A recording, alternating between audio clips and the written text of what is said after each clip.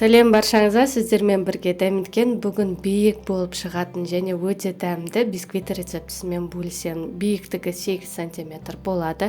Келесі видеода осы бисквиттен торт дайындайтын боламын. Сондықтан да видео рецепттерді жіберіп алмас үшін мен YouTube каналыма тіркеліп қойыңыз.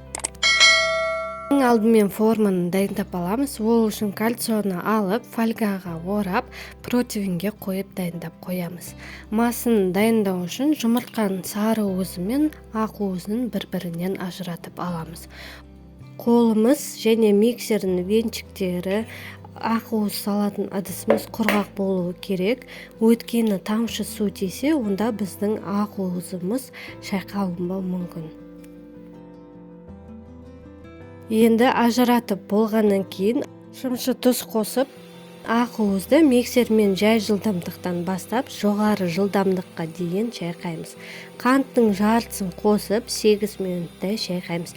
Біздің масымыз ағарып, көлемде ұлғаю керек. Ыдысты төңкерген кезде уыз формасын ұстап тұруы керек. Сары уызға қалған қантты салып, ағарғанша дейін шайқаймыз.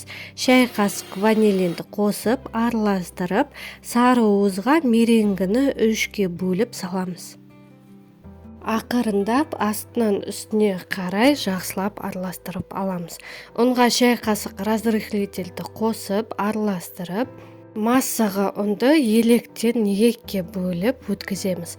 Астынан үстіне қарай лопатканың көмегімен жақсылап араластырып аламыз. Бөлек ыдысқа осылай қамырды салып аламыз. Үстіне ертілген сары майды қосамыз.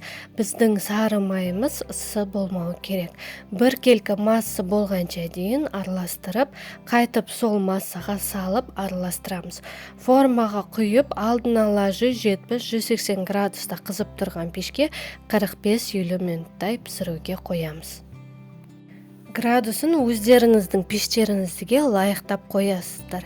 Бисквит піскенін білу үшін тіс тазалағышпен тексеріңіз. Егер де тіс тазалағыш құрғақ болса, онда ол дайын екенін білдіреді. Бисквит жұмсақ болу үшін сөніп тұрған духовкада есігін ашық күйінде 10 минутқа қалдырамыз. 10 минут өткен соң решеткаға формадан босатып, фольгасын алып, суытуға қоямыз. Бисквитіміз 8 см болып шықты. Осымен біздің жұмсақ бисквитіміз дайын болды, ас болсын. Видео рецепт ұнаған болса, міндетті түрде достарыңызбен бөлісіп кетіңіздер. Және де менің YouTube каналыма тіркеліп қойыңыздар. Сіздермен бірге болған дәміткен.